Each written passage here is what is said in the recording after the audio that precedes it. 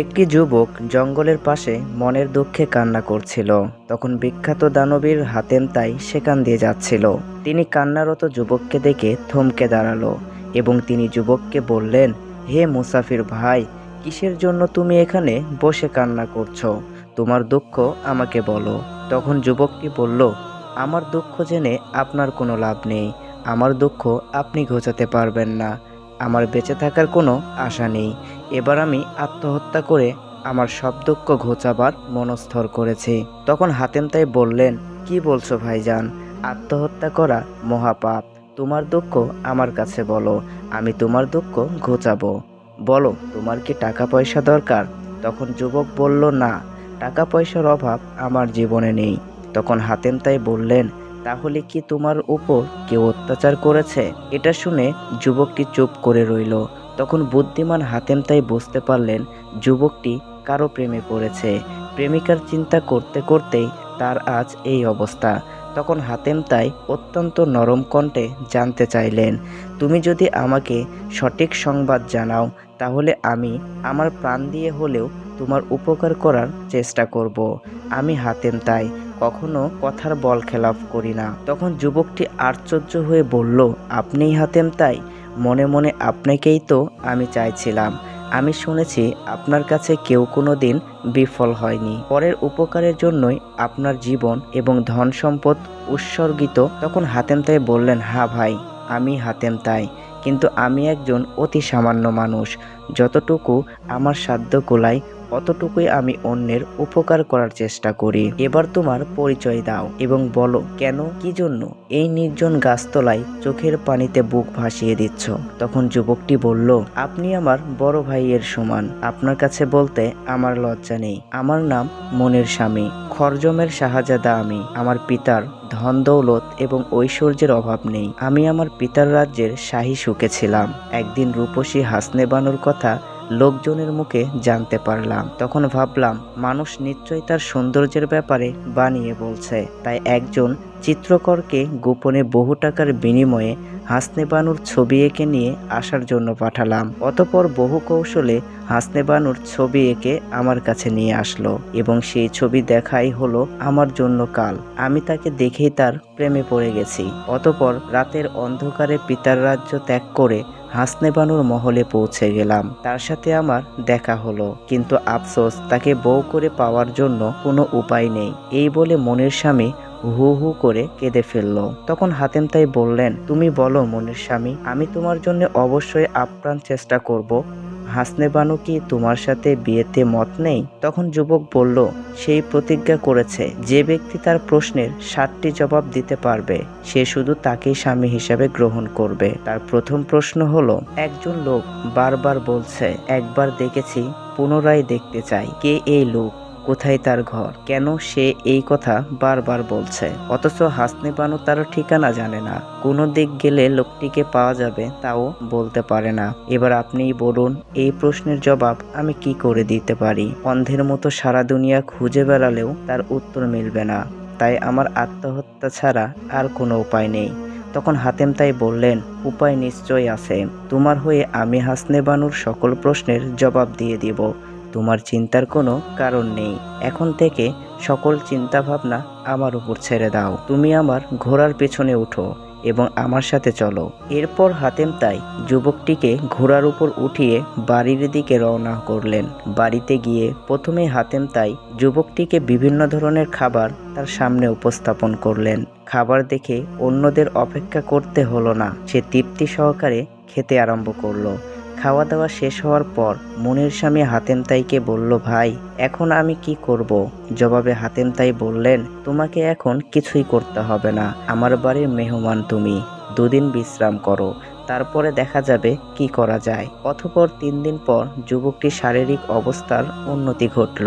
তাই 4র্থ দিন হাতেম তাই তাকে নিয়ে হাসনে বানুর মহলে উপস্থিত হলেন এবং খাদেমগণ সম্মানের সাথে তাদেরকে মহলের ভিতরে নিয়ে গেল। অতঃপর বিভিন্ন ধরনের খাবার তাদের সামনে পরিবেশন করে দিল, কিন্তু তারা কিছুই গ্রহণ করলো না। এদিকে এই খবর যখন হাসনে বানুর কাছে গেল, তখন তিনি তাদেরকে ডেকে এনে বলল, তোমরা আমার মেহমান হয়েও খেতে চাইছো না কেন? আমার খাদেমগণ কি তোমাদের উপর কোনোভাবে অত্যাচার করেছে? তখন হাতেম তাই বললেন, না, তাদের কোনো দোষ নেই। আমরা আপনার মেহমান ঠিকই, তবে রূপের মেহমান, খাবারের জন্য আমরা আসিনি। একথা শুনে হাসনে বানু চুপ করে রইলেন। কিছুক্ষণ পর বললেন, ঠিক আছে, কিন্তু আমার 7টা প্রশ্নের জবাব দিতে হবে। যে আমার প্রশ্নগুলোর জবাব দিতে পারবে তাকে আমি আমার স্বামী হিসেবে গ্রহণ করব এবং তাকেই শুধু আমার একমাত্র চেহারা দেখাবো। যদি আমার প্রশ্নগুলোর জবাব দেওয়ার সাহস থাকে তাহলে এগোতে পারো, অন্যথায় ঘরের ছেলে ঘরে ফিরে যাও। তখন হাতেম তাই বললেন, আমি রাজি আছি, তবে আমার একটা শর্ত রয়েছে। উত্তরে হাসনে বানু বলল, আমার প্রশ্নগুলোর জবাব এনে দিতে পারলে যে কোনো শর্ত মানতে আমি রাজি আছি, তবুও জানতে চাই তোমার কি শর্ত। তখন হাতেম তাই বললেন, আমার শর্ত হলো আমি তোমার 7 প্রশ্নের উত্তর এনে দিব, পরিবর্তে আমি তোমাকে যার হাতে তুলে দিব তাকেই তোমাকে স্বামী হিসাবে গ্রহণ করতে হবে, কোনো রকম বাহানা চলবে না। তখন হাসনে বানু বললেন, তোমার এই শর্তে আমি রাজি আছি। তখন হাতেম তাই বললেন, আমাকে আরও একটি নিশ্চয়তা দিতে হবে। তোমার প্রশ্নের উত্তরগুলো আমাকে দেশ বিদেশ ঘুরে এনে দিতে হবে। যতদিন না আমি তোমার উত্তর নিয়ে ফিরে আসি ততদিন আমার ভাই মনির স্বামীকে তোমার মহলেই থাকতে দিতে হবে। তখন হাসনে বানু বললেন, ঠিক আছে, তাতেও আমার আপত্তি নেই। যতদিন ইচ্ছা মনির স্বামী মুসাফিরখানায় থাকবে এবং খাওয়া দাওয়া করতে পারবে। তখন হাতেম তাই বললেন, ঠিক আছে, এবার তাহলে তোমার প্রশ্ন বলো। তখন হাসনে বানু বললেন, আমার প্রশ্ন হলো, একজন লোক বারবার চিৎকার করে বলছে, একবার দেখেছি, পুনরায় দেখতে চাই। এই লোকটিকে, কোন দেশে তার ঘর, কেন সে এই কথা বারবার বলছে? এর সঠিক জবাব আমাকে এনে দিতে হবে। তখন হাতেম তাই বলছেন, ঠিক আছে, তাহলে আমি চললাম, কিন্তু যতদিন না আমি ফিরে আসি ততদিন মনির স্বামীর দিকে খেয়াল রাখবে। উত্তরে হাসনে বানু বলল, এই বিষয়ে তোমাকে আর ভাবতে হবে না, মনির স্বামীর দায়িত্ব এখন থেকে আমার। অতঃপর বিদায় নিয়ে হাতেম তাই হাসনে বানুর মহল থেকে বিদায় নিলেন এবং ঘোড়ায় আরোহণ করে চলতে শুরু করলেন।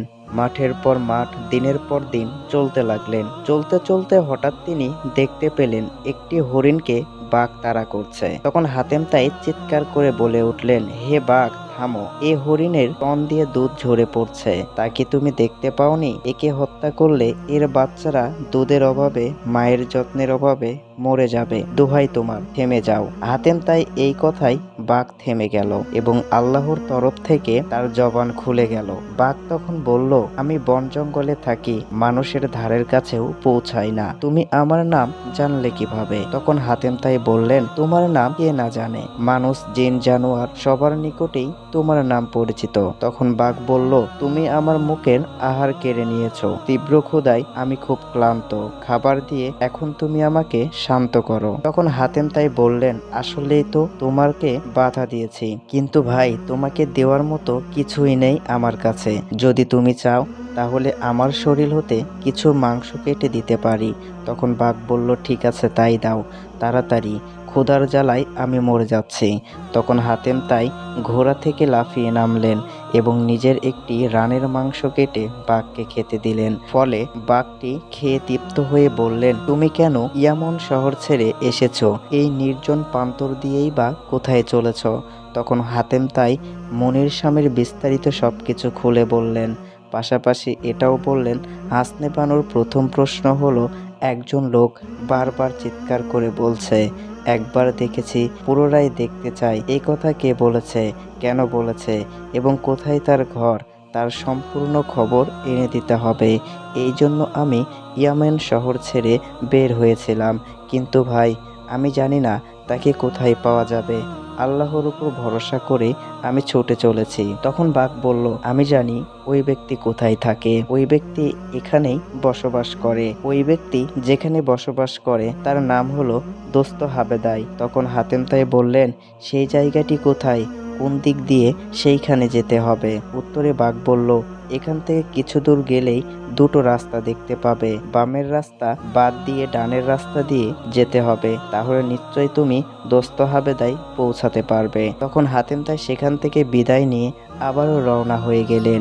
কিছু দূর যাওয়ার পর হাতেম তাই যে রানের মাংস কেটে বাঘ মশাইকে খেতে দিলেন, সে স্থানে ভীষণ যন্ত্রণা করতে আরম্ভ করলো। ফলে হাতেম তাই ঘোড়ার পিঠে আর বসে থাকতে পারল না। বাধ্য হয়ে ঘোড়া থেকে নেমে হেঁটে এগিয়ে গেলেন, কিন্তু শেষ পর্যন্ত এটাও পারলেন না। তাই তিনি ক্লান্ত হয়ে একটি গাছের গোড়ায় গিয়ে শুয়ে পড়লেন। অতঃপর সেখানে দুটি শিয়াল চলে আসে, কারণ এই গাছটির নিচেই তাদের বাসস্থান।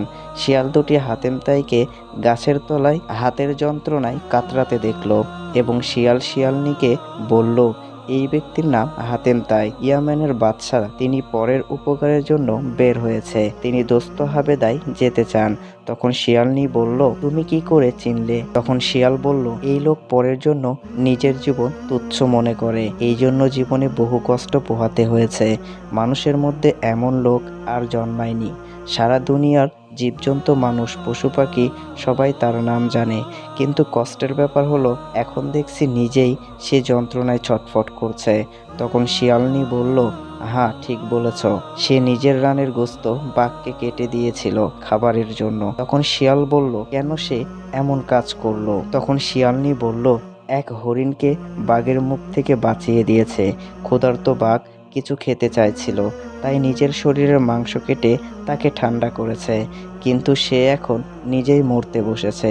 তখন শিয়াল বলল, সে এখন ভালো হবে কি করে?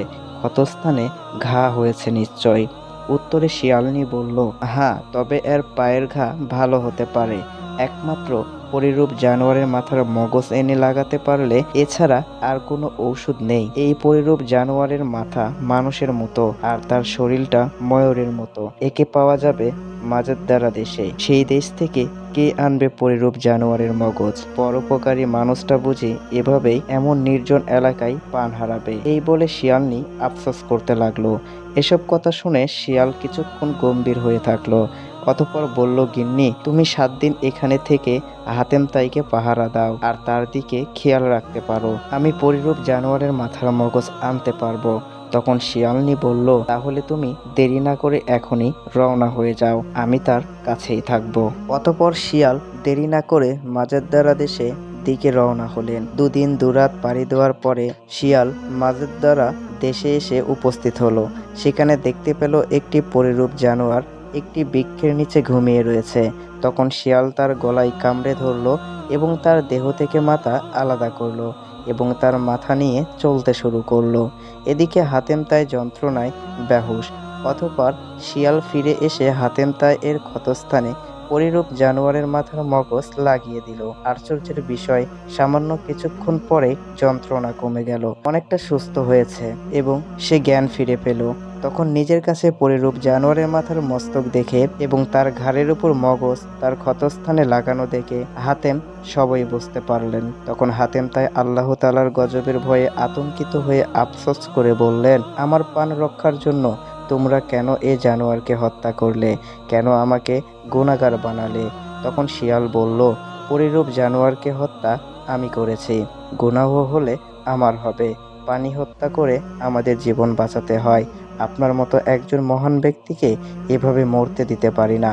তখন হাতেম তাই চুপ হয়ে গেলেন, কারণ তার অজান্তেই যা হবার হয়ে গেছে, এখন আর বলেও লাভ নেই।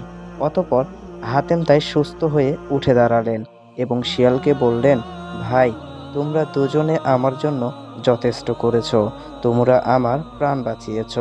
এবার বলো, তোমাদের জন্য আমি কি করতে পারি? তখন শিয়াল দুটি বলল, আপনি যদি আমাদের জন্য কিছু করতে চান তাহলে বলি শুনুন। আমরা বহুকাল যাবৎ এই গাছের তলায় বসবাস করি, কিন্তু দুঃখের বিষয় আমাদের একটি সন্তানও আমরা বাঁচাতে পারছি না। কিছু দূরে এক জাতের পশু বসবাস করে, এরা আমাদের সব বাচ্চা খেয়ে ফেলে। আপনি যদি তাদেরকে এখান থেকে তাড়িয়ে দিতে পারেন তাহলে হয়তোবা আমরা আমাদের বাচ্চাকে বাঁচাতে পারবো এবং অনেক উপকৃত হব। এটা শুনে হাতেম তাই বললেন, বেশ, তাই হবে। সেই পশু কোথায় থাকে আমাকে দেখিয়ে দাও। তখন শিয়াল পথ দেখিয়ে আগে আগে চলতে লাগলো আর হাতেম তাই শিয়ালের পিছন পিছন ছুটতে লাগলো। বেশ কিছু দূর যাওয়ার পর বিরাট একটি গাছ দেখিয়ে দিয়ে শিয়াল হাতেম তাইকে বলল, এই গাছের তলায় ওরা বসবাস করে। তখন হাতেম তাই সেই গাছটির কাছে এগিয়ে গেলেন, কিন্তু সেখানে সে কিছুই দেখতে পেল না। তখন হাতেম তাই সেখানেই তাদের জন্য অপেক্ষা করতে লাগলো। অতঃপর গভীর রাতে জন্তু দুটি ফিরে আসে, কিন্তু হাতেম তাইকে দেখে জন্তু দুটি রাগান্বিত হয়ে হাতেম তাইকে বলল, ওহে আদম যা, তোমার সাহস তো কম নয়, আমাদের আসনে তুমি বসে রয়েছ, এক্ষুনি পালাও, নয়তোবা তোমার জীবন চলে যাবে। তখন হাতেম তাই নম্র ভদ্র কণ্ঠে বললেন, ভাই, তোমাদের সঙ্গে আমি ঝগড়া করতে আসিনি, একটা বিশেষ আবেদন নিয়ে তোমাদের সামনে এসেছি। তোমরা তো আল্লাহর সৃষ্টি, নিজেকে বাঁচানোর জন্য আরেকজন আল্লাহর সৃষ্টিকে হত্যা করো কেন? এসব না করেও তো তোমরা বাঁচতে পারো। তোমরা শেয়ালের বাচ্চাকে আর হত্যা করো না। তখন জন্তুটি বলল, আদমের সঙ্গে আমাদের সম্পর্ক নেই, তোমার অনুরোধই বা আমরা শুনবো কেন? স্বীকার করে আমাদের বাঁচতে হয়। বুঝতে পেরেছি, ওই শিয়াল তোমাকে আমাদের কাছে পাঠিয়েছে। যদি তোমার ভালো চাও তাহলে এক্ষুনি এখান থেকে চলে যাও, নয়তোবা তোমাকে তো খাবই, সেই সাথে ওই শিয়াল এবং শিয়ালনিকে শেষ করে ফেলবো। তখন হাতেম তাই বললেন, আমি পুনরায় তোমাদের কাছে অনুরোধ করছি, অন্তত শিয়াল দুটির বাচ্চাকে তোমরা হত্যা করো না। কিন্তু জন্তু দুটি হাতেম তাইয়ের কথা শুনল না। জবাবে জন্তু দুটি বলল, তা হয় না, তুমি ভালোই ভালোই এখান থেকে চলে যাও, আমাদের সাথে যুদ্ধ করতে চাইলে প্রাণ হারাবে। তখন হাতেম তাই বললেন, আমি তো তোমাদের সঙ্গে যুদ্ধ করতে আসিনি, আমার হাতে কেউ কখনো দুঃখ পায় না, আমি সকলের ভালোই চাই, চাইলে তোমরা আমাকে খেতে পারো, তবু শিয়াল দুটির বাচ্চা আর খেও না। তখন জন্তু দুটি বলল, উত্তম প্রস্তাব, তোমাকে তো খাবই, পরবর্তীতে শিয়াল ও শিয়ালনিকেও খেয়ে ফেলবো। তখন হাতেম তাই বুঝতে পারলেন যে এরা তার কথা কিছুতেই শুনবে না। অতঃপর তিনি মহান আল্লাহ রব্বুল আলামিনের দরবারে মনে মনে নিজের জন্য ক্ষমা চাইলেন। তারপর জানোয়ার দুটোকে দু হাতে তুলে ধরে একটা আছাড় মারলেন, ফলে মুহূর্তের মধ্যে তারা শেষ হয়ে গেল। অতঃপর হাতেম তাই শিয়ালের কাছে গিয়ে বলল, এবার তোমরা সুখে শান্তিতে এখানে বসবাস করতে থাকো, জানোয়ার দুটোকে আমি চিরদিনের জন্য শেষ করে ফেলেছি। এরপর হাতেম তাই সেখান থেকে বিদায় নিয়ে দোস্ত হাবেদার উদ্দেশ্যে রওনা দিলেন। হাঁটতে হাঁটতে হাতেম তাই ভাল্লুকের এলাকায় উপস্থিত হয়ে গেলেন। তখন ভাল্লুক রাজার সেনারা সেখানে ঘুরে বেড়াচ্ছিলেন। হাতেম তাইকে দেখেই তারা ঘিরে ফেলল এবং তাকে নিয়ে রাজার কাছে উপস্থিত হলো।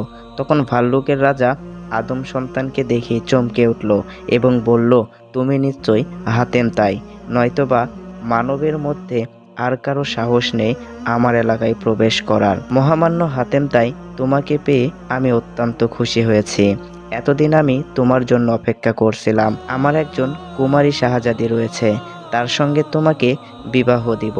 ভাল্লুক রাজার কথা শুনে হাতেম তাই মনে মনে বললেন, ভাল্লুক রাজা এসব কি বলে? মানুষের সাথে ভাল্লুকের বিয়ে কিভাবে? এসব ভাবা শেষ হলে তারপরেও সে চুপ করে থাকে, কোনো কথা বলে না। তখন ভাল্লুক রাজা ব্যাপারটি বুঝতে পেরেছেন এবং হাতেম তাইকে উদ্দেশ্য করে বললেন, কেন তুমি বিয়েতে রাজি হচ্ছ না? তখন হাতেম তাই বললেন, আমি হচ্ছি মানুষ আর তোমার কন্যা ভাল্লুক, তার সঙ্গে আমার মিলন হয় কি করে? তখন ভাল্লুক রাজা বলল, আমার শাহজাদি মানবের সন্তান এবং অত্যন্ত রূপবতী, এই জন্য আমি একজন গুণবান মানুষের জন্য অপেক্ষা করছি। খোদা তোমাকে মিলিয়ে দিয়েছে, তুমি রাজি হয়ে যাও, তুমি নিশ্চয়ই সুখী হবে। তখন হাতেম তাই বললেন, আমি খোদার কাছে নিজেকে নিয়োজিত করেছি, মানুষের উপকার করাই আমার ধর্ম। মনির স্বামীর কাজের জন্য বের হয়েছি। আমি নিজেই যদি বিয়ে করি তাহলে সে বেচারা মারা যাবে, খোদার দরবারে আমি গুনাহগার হয়ে যাব। তখন ভাল্লুক রাজা বলল, এতে তোমার কোনো গুনাহ হবে না, তোমার বিয়ের পরেও তোমার কাজ তুমি করে যেতে পারবে। এই কথা শুনে ভাল্লুক রাজা তার ভাল্লুক সেনাদের বলল, তোমরা শাহজাদিকে দেখানোর ব্যবস্থা করো, এক নজর দেখলে হাতেম তাই বিয়ের জন্য রাজি হবেই। রাজার হুকুম পেয়ে তৎক্ষণাৎ সেনাদল হাতেম তাইকে শাহজাদির সামনে হাজির করলো। হাতেম তাই বিবির চেহারা দেখে স্তব্ধ হয়ে গেল। এত সুন্দর নারী হাতেম তাই আর জীবনেও দেখেননি। তিনি ভাবলেন, এত সুন্দর মেয়ে এরা পেল কিভাবে? হাতেম তাই নিজেই শাহজাদির প্রেমে পড়ে গেল। কিন্তু কিছু পর মুহূর্তে তিনি তার মনের ভাব বদলে ফেললেন। ভাল্লুক রাজার কাছে গিয়ে বললেন, এটা হয় না, রূপসী নারীর ফাঁদে আটকে গেলে আমার কাজের বিঘ্নতা ঘটবে। হাসনে বানুর প্রশ্নের জবাব দিতে হবে। হাসনে বানুর প্রশ্নের জবাব দিতে না পারলে মনির স্বামী নির্ঘাত মৃত্যুবরণ করবে। তখন আমি খোদার কাছে কি জবাব দিব? তখন ভাল্লুক রাজা ভয় দেখাতে লাগলেন এবং বলল, তুমি যদি শাহজাদিকে বিয়ে না করো তাহলে সারা জীবন তোমাকে বন্দিখানায় কাটাতে হবে। কোনটা বেছে নেবে তা তুমি নিজেই ঠিক করো। অতঃপর ভাল্লুক রাজা প্রহরীদের বলল, তাকে নিয়ে একটি বন্দিখানায় নিয়ে যাও, যতদিন বিয়েতে রাজি না হবে ততদিন সেখানেই থাকবে। অতঃপর হুকুম অনুযায়ী প্রহরীরা হাতেম তাইকে বন্দিখানায় নিয়ে গেল, আবদ্ধ করলো। অতঃপর হাতেম তাই সেখানে বসে আল্লাহ তাআলাকে ডাকতে থাকে। এক পর্যায়ে হাতেম তাই সেখানে ঘুমিয়ে পড়লেন। তখন ঘুমের মধ্যে একজন দরবেশ স্বপ্নে এসে দেখা দিল এবং দরবেশ তাকে বললেন, এভাবে বন্দী হয়ে থাকলে তোমার মনোবাসনা অপূর্ণ থেকে যাবে। তুমি বিয়েতে রাজি হয়ে যাও, এই বিবির দ্বারা তোমার উপকার হবে। অতঃপর হাতেম তাই ঘুম থেকে জেগে উঠে ভাবতে লাগলো কি করা যায়। তারপর সেখানে ভাল্লুক রাজা উপস্থিত হলেন এবং তাকে পুনরায় আবার বিয়ের জন্য জিজ্ঞেস করলেন। তখন হাতেম তাই দরবেশের কথা স্মরণ করে বিয়েতে রাজি হয়ে গেলেন। ফলে ভাল্লুক রাজা খুশি হয়ে হাতেম তাইকে মুক্ত করে দিল। অতঃপর ধুমধাম করে হাতেম তাইয়ের সাথে ভাল্লুক কন্যার বিয়ে হয়ে গেল। অতঃপর আনন্দের উৎসবে 3 মাস অতিবাহিত হয়ে গেল। হাতেম তাই শাহজাদির সাথে বেশ সুন্দর দিন কাটাতে লাগলেন। অতঃপর একদিন হাতেম তাই বিবির সামনে উপস্থিত হলেন এবং তাকে বললেন, মনির স্বামী নামে একজন প্রেমিকের কাজে আমি বাড়ি থেকে বের হয়েছিলাম। এই জন্য আমি প্রথমেই তোমাকে বিয়ে করতে রাজি হইনি, কিন্তু ভাল্লুক রাজা আমার কথা শুনে নাই, তোমাকে আমার সাথে বিয়ে দিয়ে দিল। আমি তোমার রূপে গুণে মুগ্ধ হয়েছি এবং তোমার সাথে 3 মাস কাটিয়ে দিলাম। এবার আমাকে কিছুদিনের জন্য বিদায় দিতে হবে। তোমার বাবাকে বলে আমাকে কিছুদিনের জন্য বিদায়ের ব্যবস্থা করে দাও। মনির স্বামীর কাজ শেষ করে যদি বেঁচে থাকি তাহলে অবশ্যই আমি তোমার কাছে পুনরায় ফিরে আসব। তখন শাহজাদি বলল, মনির স্বামীর কি কাজ আপনাকে করতে হবে? তখন হাতেম তাই বললেন, দোস্ত হাবেদায় যেতে হবে। সেখানে এক লোক বারবার চিৎকার করে বলছে, একবার দেখেছি পুনরায় দেখতে চাই। আমাকে জানতে হবে কে এই লোক, কেন সে এই কথা বারবার বলছে। তখন শাহজাদি বলল, ঠিক আছে যান, আপনাকে আমি বাধা দিব না। এই বলে শাহজাদি একটা মোহর হাতেম তাই এর হাতে দিয়ে বলল, এই মোহর ভাল্লুক রাজার মোহর, এটা যার কাছে থাকবে সে সব বিপদ থেকে রক্ষা পাবে। তখন হাতেম তাই তার মোহরটি পাগড়ির নিচে লুকিয়ে রাখলো। অতঃপর হাতেম তাই সেখান থেকে বিদায় নিয়ে দোস্ত হাবেদার দিকে রওনা দিলেন। চলতে চলতে হাতেম তাই এক পর্যায়ে পেরেশান হয়ে একটি জায়গায় বসে পড়লেন। হঠাৎ সে শব্দ শুনতে পেলেন। পিছন দিকে তাকিয়ে দেখলেন এবং তিনি দেখতে পেলেন বিরাট একটি অজগর সাপ তার দিকে এগিয়ে আসছে। হাতেম তাই তখন উঠে চলে যেতে লাগলেন, কিন্তু অজগরের শ্বাসের টানে হাতেম তাই পিছনের দিকে যেতে আরম্ভ করলো। অনেক চেষ্টা করেও সে সামনের দিকে সরে যেতে পারল না। অল্প কিছুক্ষণের মধ্যেই তিনি অজগর সাপের পেটের মধ্যে চলে গেল, কিন্তু অজগর সাপটি তাকে হজম করতে পারল না। ভাল্লুক কন্যার মোহরের জন্য। এই মোহর যার কাছে থাকবে তাকে জিনপরি, বাঘ ভাল্লুক, দৈত্য সাপ কেউ কিছুই করতে পারবে না। আগুনে পোড়ালেও তার একটি পশমও জ্বলবে না, অন্য বিষাক্ত জিনিস তার কোনো ক্ষতি করতে পারবে না। যেহেতু এই মোহর ছিল হাতেম তাইয়ের পাগড়িতে বাঁধা, তাই অজগর তাকে হজম করতে পারল না এবং নিজেই বিপদে পড়ে গেল। সে ছটপট করতে লাগলো। এক পর্যায়ে বমি করে হাতেম তাইকে তার পেট থেকে বের করে দিল। অজগরের পেট থেকে মুক্ত হয়ে গোসল করার জন্য হাতেম তাই পেরেশান হয়ে গেলেন। কিছু দূর গিয়ে একটি সাগর দেখতে পায় এবং সেখানে গোসলের জন্য নেমে পড়লেন। কিন্তু তিনি আশ্চর্য হয়ে দেখতে পেলেন একজন মানবাকৃতির মাছ তার চারপাশে ঘুরে বেড়াচ্ছে। এদের শরীরটা কোমর পর্যন্ত মানুষের আর নিচের অংশ মাছের। অতঃপর একটা মৎস্যনারী এসে হাতেমের হাত ধরে তাকে সাগরের নিচে নিয়ে গেল। চেষ্টা করেও ছুটতে না পেরে হাতেম তাইকেও যেতে হলো মাছের সঙ্গে। অতঃপর মৎস্যকুমারী 1 সপ্তাহ তার সঙ্গেই রেখে দিল, কিছুতেই তাকে ছেড়ে দিতে চাইছিল না।